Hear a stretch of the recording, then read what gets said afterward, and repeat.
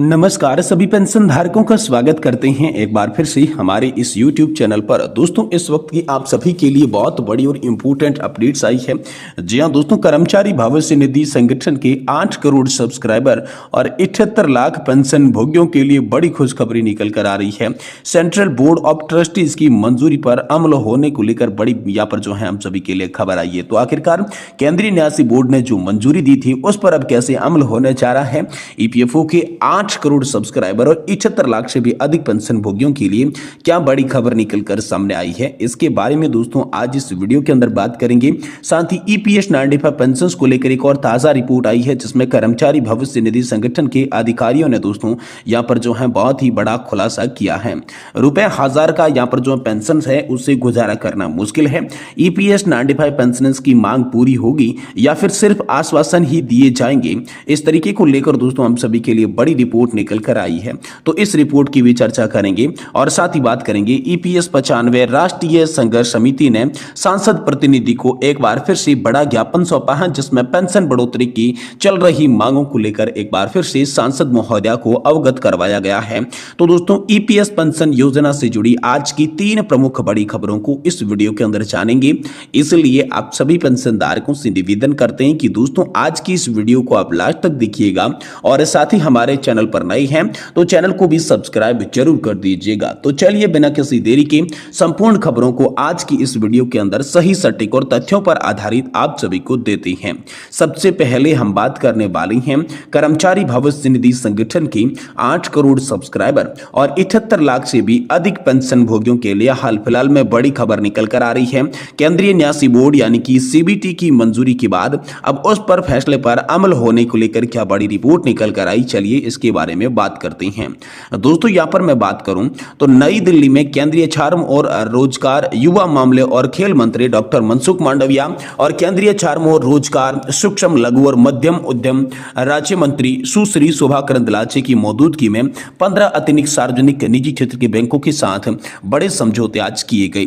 इस पैनल में शामिल 15 बैंक सालाना संग्रहण में लगभग 12,000 करोड़ रुपए का सीधा भुगतान करने में सक्षम होंगे।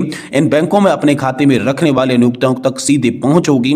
अधिनियम के तहत आने वाले नियोक्ताओं को अपना मासिक अंशदान देने में सक्षम बनाने के लिए कर्मचारी भविष्य निधि संगठन ने पहले ही 17 बैंकों के पैनल को शामिल कर दिया, जिससे कुल बैंकों की संख्या 32 हो चुकी है। केंद्रीय श्रम और रोजगार तथा युवा और खेल मंत्री डॉक्टर मनसुख मांडविया ने अपने संबोधन में कहा, नया भारत की दिशा में देश की प्रगति और कर्मचारी भविष्य निधि संगठन जैसी संस्थाओं द्वारा महत्वपूर्ण समर्थन मिल रहा है जो देश के भविष्य को आकार देने में महत्वपूर्ण भूमिका निभाती है। उन्होंने कहा कि लगभग 8 करोड़ सक्रिय सदस्य और 78 लाख से भी अधिक पेंशन भोगियों के साथ ईपीएफओ ऐसे लाभ प्रदान करता है जो लाखों लोगों के लिए सामाजिक सुरक्षा सुनिश्चित करेगा। उन्होंने इस बात पर जोर दिया कि ईपीएफओ किस तरह मजबूत आईटी प्रणाली के रूप में लगातार विकसित और अनुकूलशील रहा है, जिससे हाल ही में ईपीएफओ 2.01 कार्यान्वयन के नाम से निपटारा किया गया। उन्होंने कहा कि वित्तीय वर्ष 2024-25 में ईपीएफओ रिकॉर्ड 6 करोड़ से अधिक दावों का निपटारा किया, जो पिछले वर्ष में निपटाए गए 4.45 करोड़ दावों की तुलना में 35% अधिक बताया गया है। साथ ही दोस्तों, ग्राहकों की संतुष्टि को लेकर उल्लेखनीय वृद्धि को लेकर भी बड़ी खबर आ रही है। डॉक्टर मांडविया ने बताया कि ग्राहकों की संतुष्टि में उल्लेखनीय वृद्धि और ईपीएफओ सक्रिय रूप से ईपीएफओ 3.0 की दिशा में काम कर रहा है ताकि इसे बैंकों की तरह सुलभ और कुशल बनाया जा सके। उन्होंने कहा कि केंद्रीकृत पेंशन भुगतान प्रणाली की शुरुआत के साथ एक महत्वपूर्ण मील का पत्थर से चिन्हित किया गया है। इस प्रणाली से 78 लाख से अधिक पेंशन भोगियों को लाभ होगा, जिससे वे देश भर के किसी भी बैंक खाते में अपनी पेंशन प्राप्त कर सकेंगे। पहले पेंशन भोगियों को एक विशिष्ट क्षेत्रीय बैंक खाता रखना आवश्यक था, यह अनिवार्यता अब हटा दी गई है। केंद्रीय मंत्री ने उनको ये समझाया।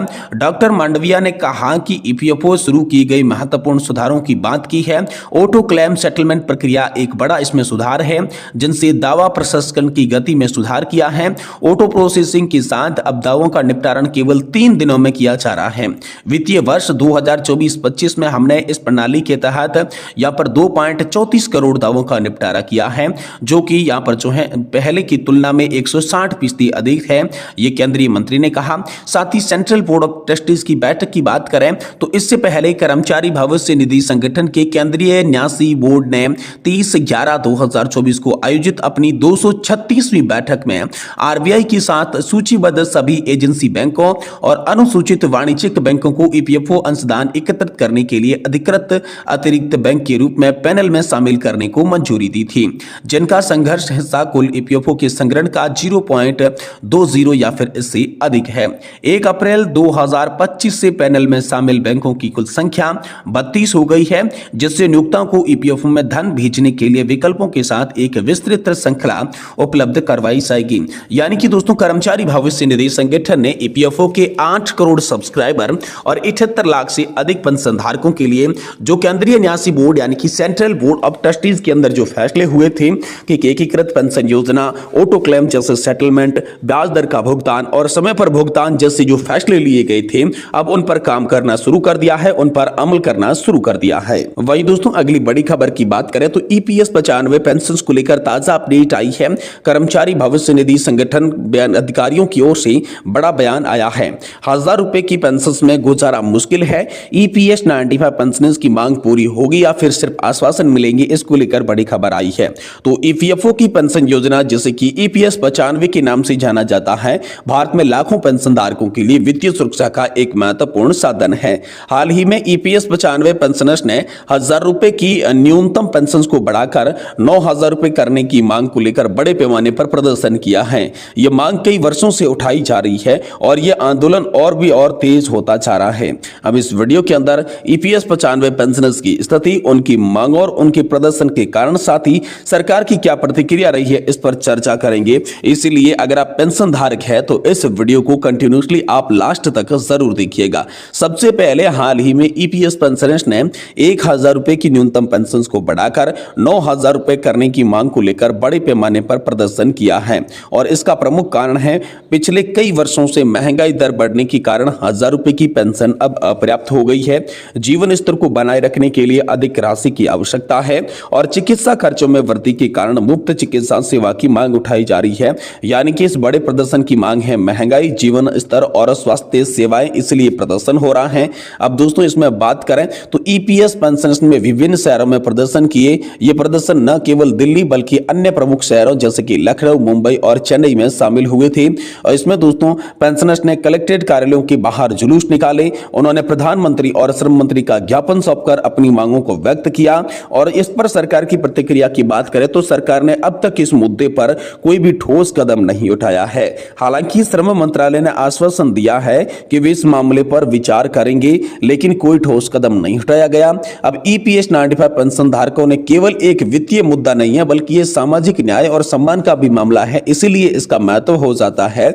यहां पर बात करें प्रमुख मांगों की तो न्यूनतम पेंशन राशि में वृद्धि को लेकर पहली मांग है रुपए 9000 प्रति माह की मांग। ये सुनिश्चित होगा कि पुरानी पीढ़ी को सम्मानजनक जीने का अवसर जो है यहाँ पर मिल सकेगा। वहीं स्वास्थ्य सेवाओं का मुफ्त होना आवश्यक है ताकि सभी पेंशनर्स अपनी चिकित्सा जरूरतों को यहां से आसानी के साथ पूरा कर सकें और खाद्य सुरक्षा अधिनियम का लाभ भी उन्हें मिलना चाहिए ताकि बुनियादी जरूरतों को वो पूरा कर सकें। यानी कि दोस्तों, ईपीएस 95 के जो पेंशनर्स है वो इसीलिए यहां पर मांगे कर रहे हैं। उन मांगों का महत्व इसलिए है, जो प्रमुख मांगे हैं जो कि न्यूनतम पेंशन में वृद्धि, फ्री मेडिकल की सुविधा और खाद्य सुरक्षा अधिनियम में शामिल होना, इन मांगों का इसलिए महत्व है क्योंकि ये सिर्फ एक वित्तीय मुद्दा नहीं है बल्कि सामाजिक न्याय और सम्मान का भी मामला अब ये नजर आ रहा है। तो ये इसलिए ईपीएस 95 पेंशन धारकों की ये मांगे बहुत ही ज्यादा खास और बहुत ही प्रमुख हो जाती है आप सभी के लिए।